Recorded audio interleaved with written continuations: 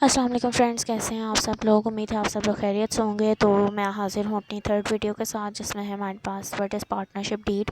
Partnership deed या partnership agreement होता क्या है और इसके जो डिफरेंट क्लॉजेस हैं या जो भी एसेंशियल्स हैं वो क्या क्या हैं।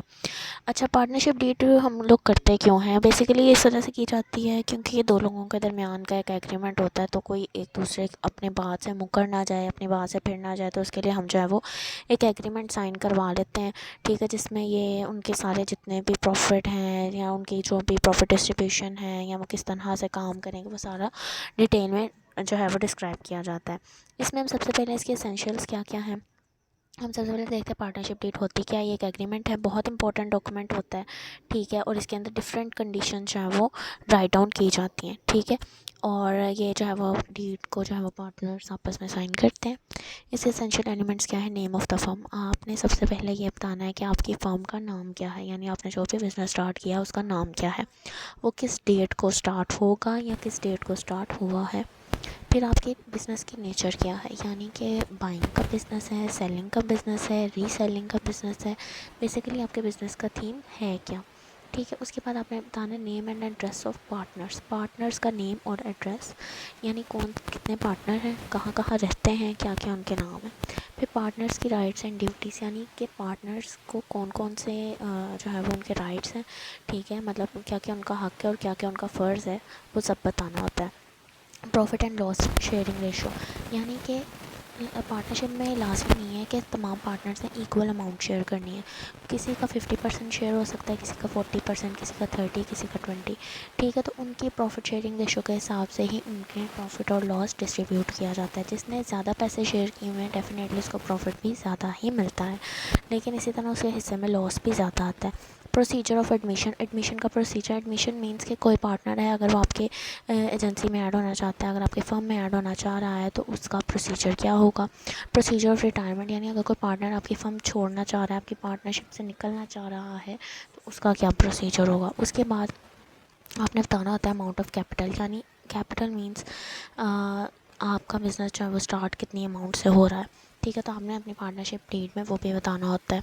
Amount of drawing, drawing mean होता है किसी भी जो भी आपका बिजनेसमैन बिज़नेस पार्टनर है वो अपने ऊपर कितना खर्चा लगा रहा है। ठीक है, बिज़नेस में से वो अपनी ज़ात की खातिर कितने पैसे निकाल रहा है, अपने बच्चों की फ़ीस दे रहा है या अपने किसी पेट्रोल वगैरह का खर्चा, कोई बिल उसने अपना पे करना है, यानी अपने ज़ाती खर्चा जो होता है ना बिज़नेसमैन का, पार्टनर का, उसको ड्राइंग बोलते हैं। तो एक पार्टनर अब जो फर्म का प्रॉफिट है उसमें से कितने परसेंट ड्राइंग ले सकता है। अमाउंट ऑफ सैलरी, के पार्टनर सैलरी के ऊपर है या प्रॉफिट शेयरिंग रेशो या एनुअल इंटरेस्ट उनको मिलेगा, किस हिसाब से। अगर आपने सैलरी पे रखा है तो उनकी कितनी सैलरी होगी। अकाउंटिंग पीरियड, अकाउंटिंग पीरियड मतलब ये कि आपकी जो बुक्स ऑफ अकाउंट्स हैं वो 12 मंथ्स की होती हैं। ठीक है, नॉर्मली 12 मंथ्स मीन्स 1 ईयर।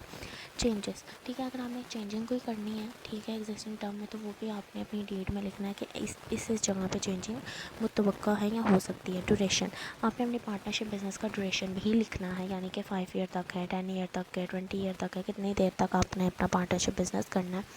उसके बाद डीलिंग बैंक, आपने जिस बैंक में अपना अकाउंट ओपन किया है अपनी फर्म के नाम से, आपने उस बैंक की जो है वो डिटेल्स भी देनी होती हैं।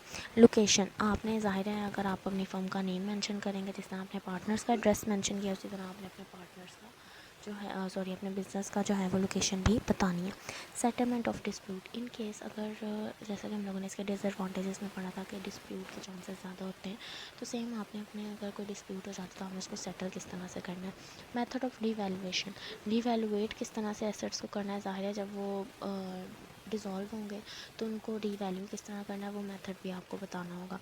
वैल्यूएशन ऑफ गुडविल, गुडविल जो है ना बेसिकली ये एक इनटेंजिबल एसेट है, आप इसको फील नहीं कर सकते, लेकिन पार्टनरशिप बिजनेस में ये टेंजिबल हो जाता है। इसकी भी बाकायदा एक अमाउंट होती है जो पार्टनर्स में डिस्ट्रीब्यूट होती है।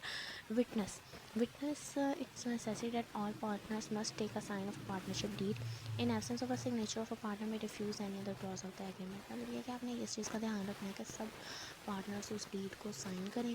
अगर किसी एक भी पार्टनर ने साइन नहीं किया तो वो या तो वो डीड कैंसिल हो सकती है, वो पार्टनर डीड के ऊपर कोई भी प्रॉब्लम क्रिएट कर सकता है। तो ये था हमारा आज का क्वेश्चन। अगर आपको इससे रिलेटेड कोई भी क्यूरी हो आप मुझसे जो है वो कमेंट सेक्शन में पूछ सकते हैं।